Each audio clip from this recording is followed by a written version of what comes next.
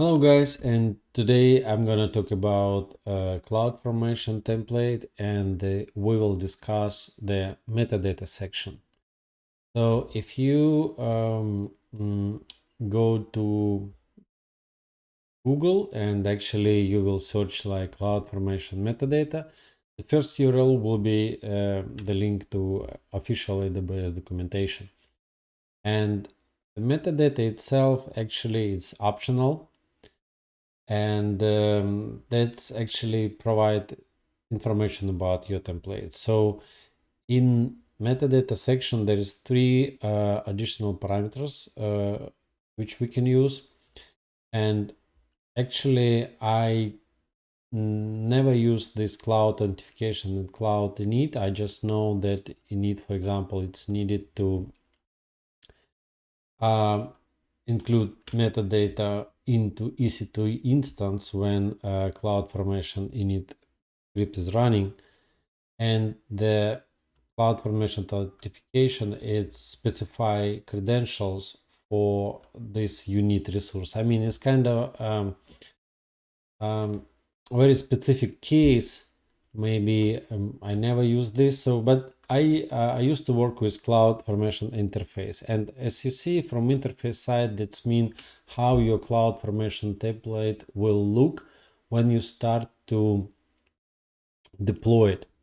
And basically, if we switch to the code, so we will write down the template from scratch, and I will show you in details how it looks. So first of all, let's start from the beginner.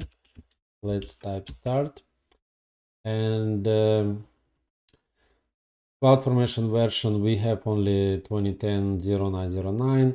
Description that's clear, right? Cloud in action, metadata. Okay, metadata will work here. Parameters, we will need to have parameters, and maybe okay, outputs we don't need, condition mapping not needed, and obvious we need resources, right? So because at least one resource has to be in the template, otherwise it will be not a valid template. So if you can see on the structure again, so this is all possible sections which we have in YAML and CloudFormation, and the only resources is required. All other it's optional.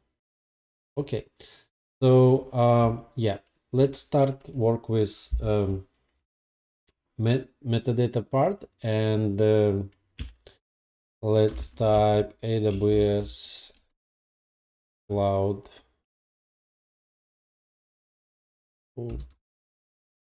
Formation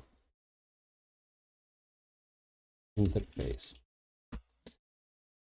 So now we want to create the groups of our interface. So in groups, it will be like, for example, inside of our templates, we will have two resources. We will have EC2 instance and S3 bucket. So each of these resource, it's a separate group. So let's create parameter groups first.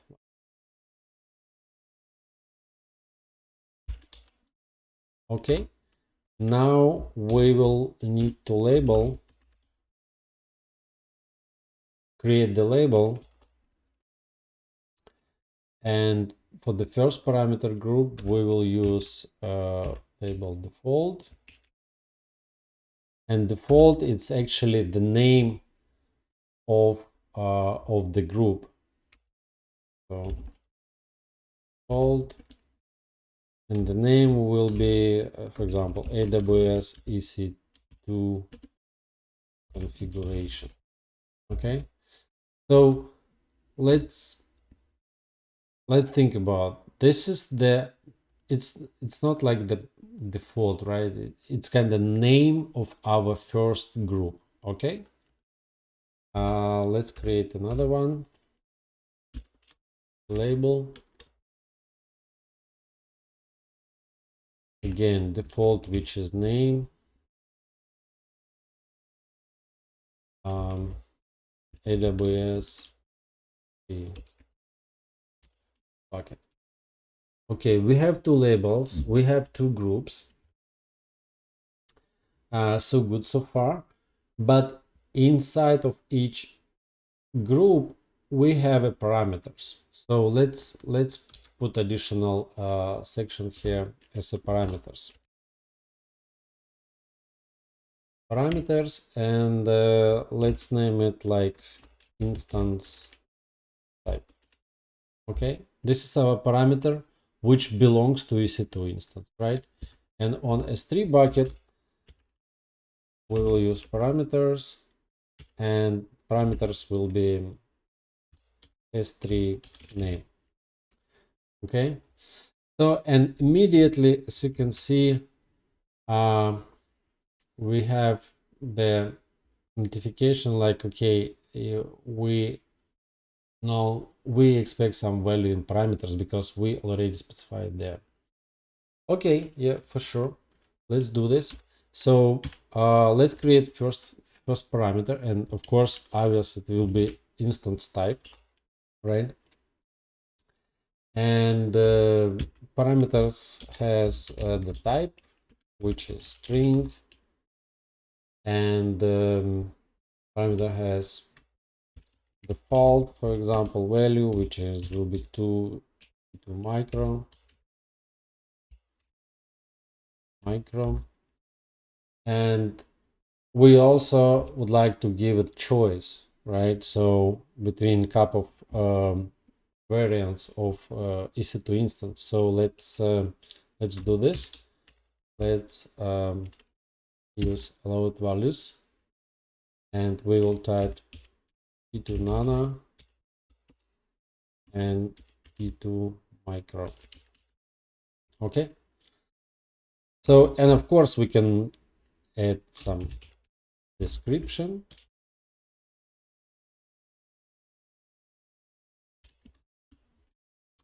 Like please pick the EC2 type. Okay, so now let's create another parameter, which is S3 name. Okay, and of course type will be string, and that's it. Let's put some default name. I don't know, cloud action test. Sorry. Okay. Okay, good. So so good so far. Let's see what we can do. Okay, we have parameters. Now we need to put something in resources, right? Because this is just the parameters, and this is metadata about our parameters. Okay, now we need to create some resource. Let's create EC2 instance, and let's say name it cloud in action server, whatever. So let's remove not necessary policy, I mean sections, instance type, monitoring. We don't need security group text. We don't need all this. We just need image ID, which I already have. It will be this one. But on next tutorial, I will show you how we can take this latest version of image ID. So an instance type, it will be a reference. We will have another video with embedded functions for CloudFormation later on. So right now we are telling like, okay, we want to refer to the instance type in our parameter. So instance type one, we'll put it here. So this instance type for cloud in action server will take whatever the values we have here. Okay. And of course we can use another resource, and you can see right now it's showing me again CloudFormation link showing me that that parameter never used. Okay, so we have a parameter but we don't have a resource which is using that parameter. Okay, so let's edit. Let's type S3 bucket. Again, we don't need all these things, we just need to have the bucket name. So let's remove that, and again we do the reference to S3 name. Let's save it, and here we go, something here, invalid parameter groups.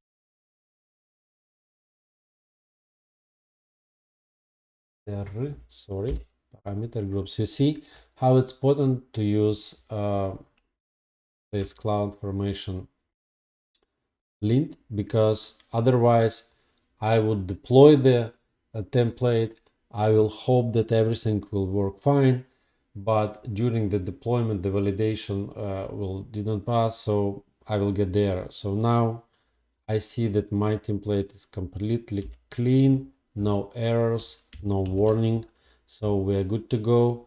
Let's jump to the console and let's start to deploy it. Okay, so let's create the stack. Okay, let's upload the file. So it will be YAML file. Click next, and as you can see, this is the metadata which I was talking about. So we have two sections. We have EC2 configuration and we have AWS S3 bucket, and we also have the description like please pick the EC2 instance. This is the list of the instance which we allow to choose, right? This is S3 bucket group, and this is our parameter S3 name, and this is the default value.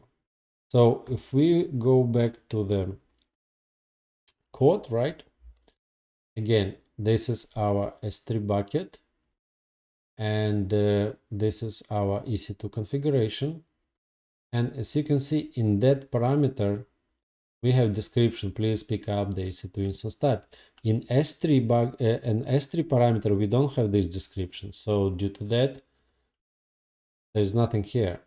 Okay, let me quickly add something. Hold on a sec. Let me quickly add some description. Like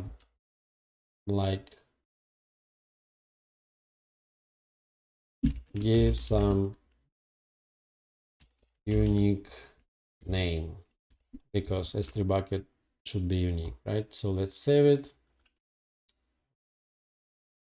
Let's go on the previous screen. Let's choose the file again. Next. Yes, give some unique name, you see. So that's it. Actually, I'm not going to deploy this one, but the main point of that video was that you can use a lot of groups inside of your CloudFormation template, and actually it's very like convenient for the people who will deploy that CloudFormation stack when they have a section, that when they have description, when they, for example, to avoid some typo, they can use the list of the predefined values. Yeah, so on next video, I will show you a couple of another techniques, how you can, for example, use internal CloudFormation variables and the list of the variables. Like, for example, you want to deploy on VPC, on your current VPC, or you want to deploy on some other VPCs, or maybe in another subnets which you have the access.